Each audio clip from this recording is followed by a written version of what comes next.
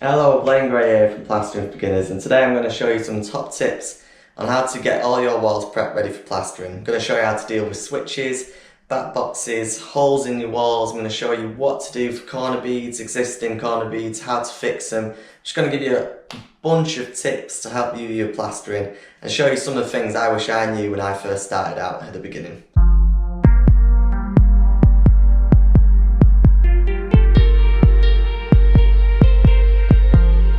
Let's start with tip number one.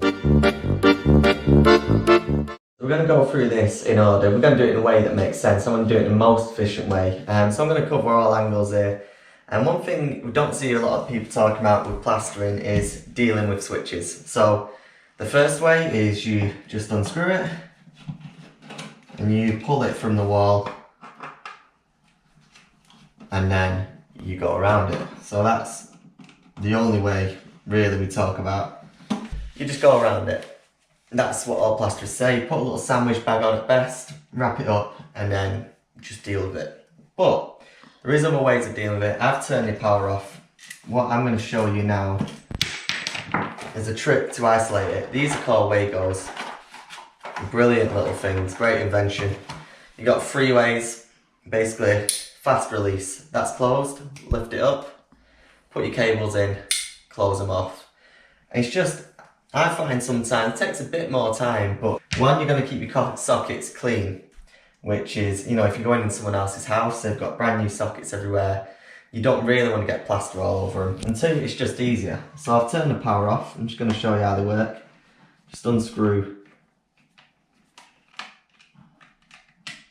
I'm obviously not an electrician, but I have done basic training. I don't advise anyone to be playing with electrics if you do not know what you're doing. But basically, I've turned all the power off for the board. No power coming through. I've got my live, neutral and earth. All you do, put them in to each place. Push them tight, push them off. There you go, that's one. Again, take your Wago. Just sits in each slot there. Push them in. Last one.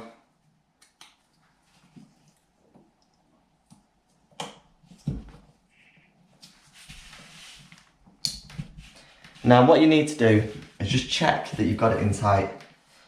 Check. Oh, there you go, it's lucky we did. Just make sure they're really in tight there. I'll go on the last one. So push it in, close it off. That's it. Tight, secure. Tight. And then it's tight. So now the electric's isolated. So all you do now is roll them around and then tuck them in. So now the back box is off, the switch is off the wall, the electric's isolated, it's all safe. These are tied up, which means that the ring is still whole, so it's not going to affect any electrics in the house. And it just means when it comes to plastering, it's just going to be easier to deal with, rather than just struggling and fighting with all switches.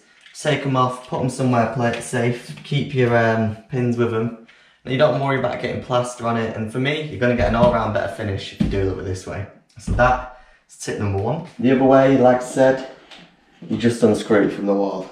That's absolutely fine. With lighting, it's a bit trickier. The electrics are a bit more engrossed. This is a two-way switch, but again, that's totally up to you. The other way is just pull it back slightly. You can leave it hooked in, and then you literally just go around it. That is the other way of doing it. So I'm just showing you both ways there. You keep the pins in place, you literally just pull it away, and this stops it dragging or falling down into the plaster. That way it's tucked in. You've got enough to get in your trowel and getting around there. So that's two ways to deal with the electrics. As you can see above, we have a hole. This is where the old switch used to be.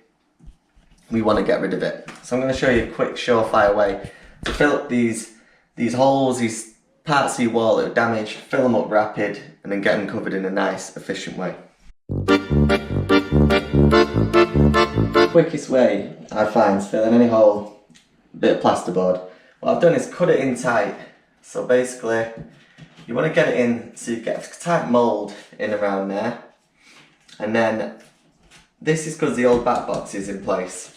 The back box is sitting behind the plasterboard, which means it's not going to be proud, it's not going to be getting in my way. So literally all I've got to do is black it off. So I've got some foam here, the all-round foam. Absolute builder's dream. What I'm going to do is pump a little bit.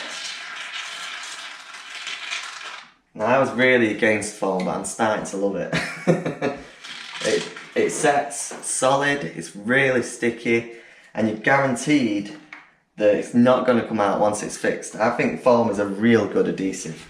So we've got that in place. All I'm going to do is push that into the hole. There's a bit just fell out. And push it in tight as you can. And then leave it.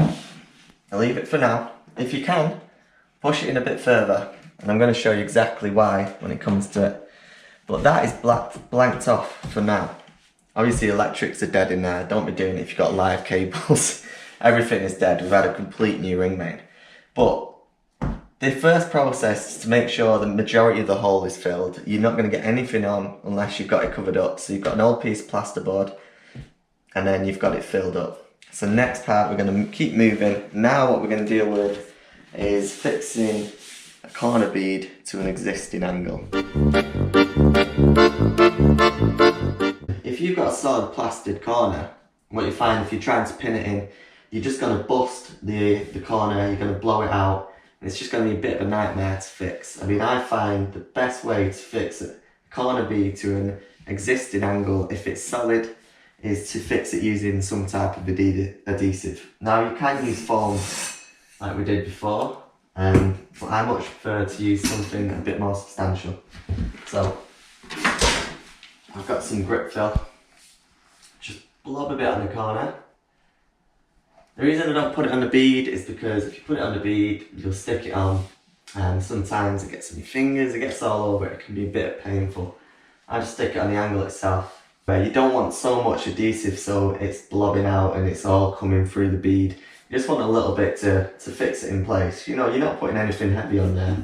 As soon as you fix your plaster and it dries, you know it's going to be pretty strong. So just put a little bit in the corner.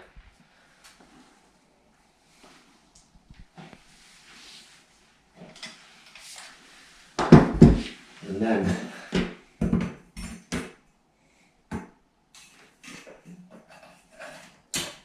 fix it in.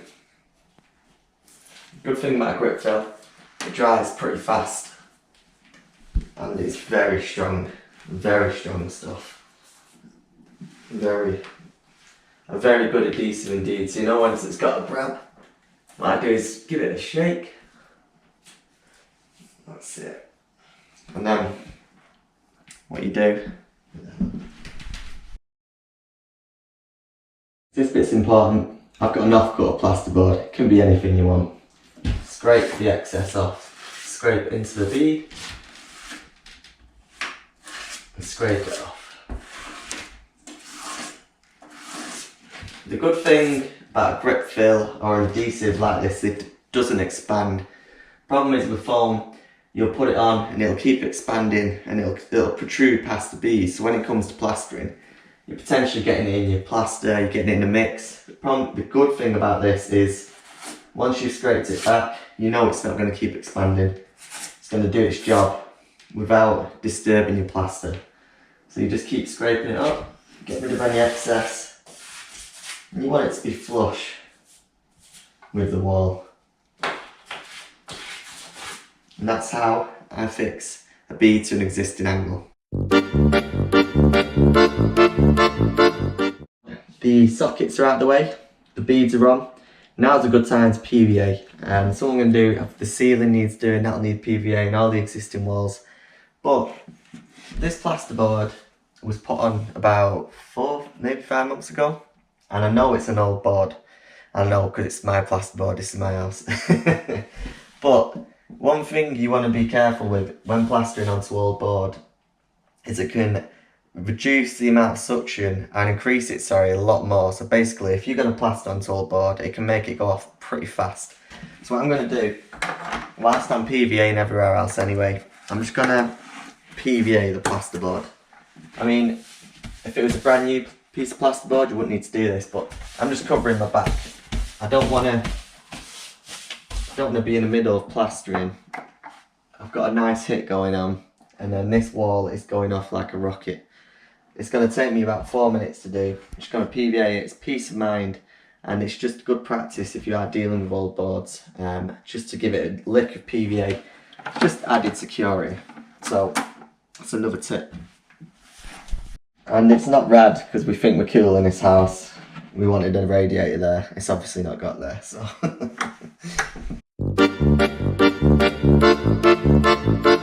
Okay, so the PVA is on, that's drying. Now we're going to deal with the areas which are lower. So like I said, this is the plasterboard that I filled in the hole in before. What we're going to do now is build it out so it's flush with the wall. I will say something, whenever you are plastering an area where there's two surfaces, so we've got a plasterboard separated to this plasterboard, what you want to do is always apply scrim tape to the joints. This is it, fiberglass mesh basically. And it's the same if you've had any electrics chased out into the wall. Wherever the joint is, either side of the chase marks, you've always got to make sure you put the scrim tape, because even though we're going to apply a backing plaster, it's not enough to stop it from cracking. So what I've done is mixed up a product called Bonding. So this is by British Gypsum. It's basically an all-round backing plaster. Other companies do it, same title, called Bonding, but basically it's a universal plaster designed for masonry backgrounds, plasterboard, and it's medium density. So, like I said, first off, you want to make sure that the joins are all covered. So I've got that area there, cut off little strips there. Like I said, if we don't do this, we'll put the bonding on, that will crack. Like I said, always any joints, wherever there's any joint in any plasterboard, plaster, or if there's anything being chased out, always apply scrim tape. So, and always do it this way around first, it's a lot easier. So the scrim tape's on.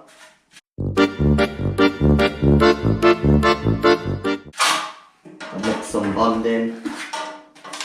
Like I said, this is designed for medium to high suction backgrounds, meaning block work, like I said, existing plaster, but you can use it on most backgrounds. So I'm just going to fill it on, push it in. That's why before, when I said if you can push it in lower or further in so it's not proud, that way we're just giving it an extra bit of strength with this product.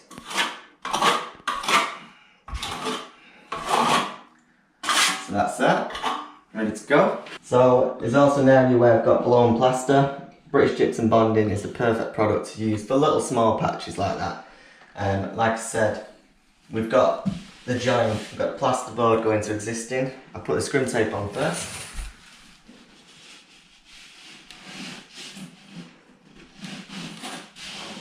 And run it down.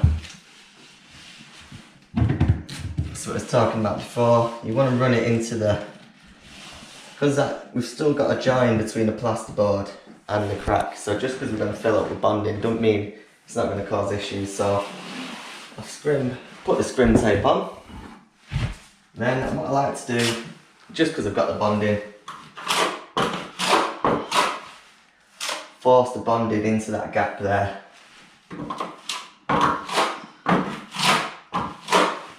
It just means it's going to be a lot tighter. We've got the bonding pushed in between the plasterboard and the gap.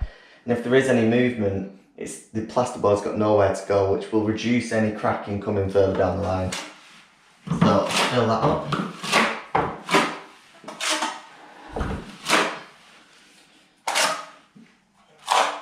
And then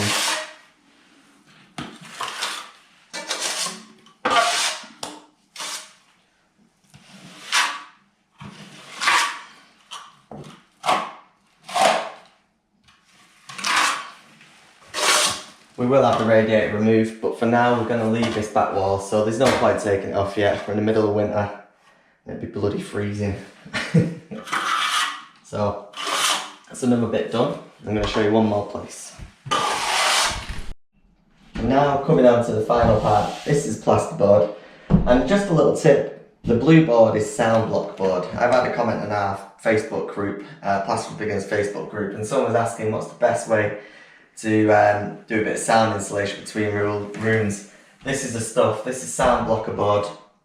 That's blue in colour, but it's basically a lot denser than your standard plasterboard, and it's roughly double the weight. I mean, I think we're looking at about 35 kilograms of board for this, so it's very dense. And then within that, I've put some soundproof insulation as well, and it just helps to cut out any noise from room to room. But the problem is with these boards, they're always tapered. Now, I don't necessarily know why they're doing square edge. I'm guessing they're using a lot of them in site, because site work's maybe doing a lot of tape and join. But basically, what I like to do now, I've got the bonding, put the scrim tape on, run it down. Again, always scrim tape your joints on the plasterboard, run it down, cut it back. Get some bonding. And whilst I've got the bonding, I'm just going to make sure, I'm just going to fill in the grooves. Like I said, these are tapered boards. So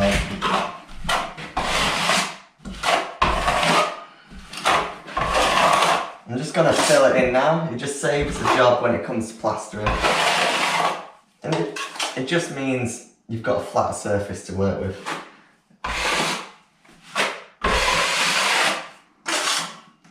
So you put your bond in between and push it into the mesh.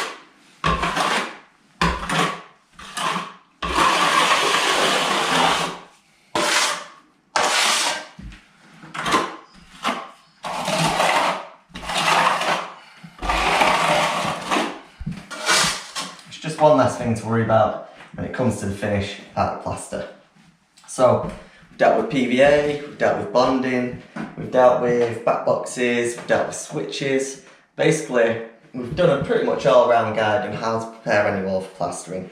If you like this video, please press the like, subscribe button below.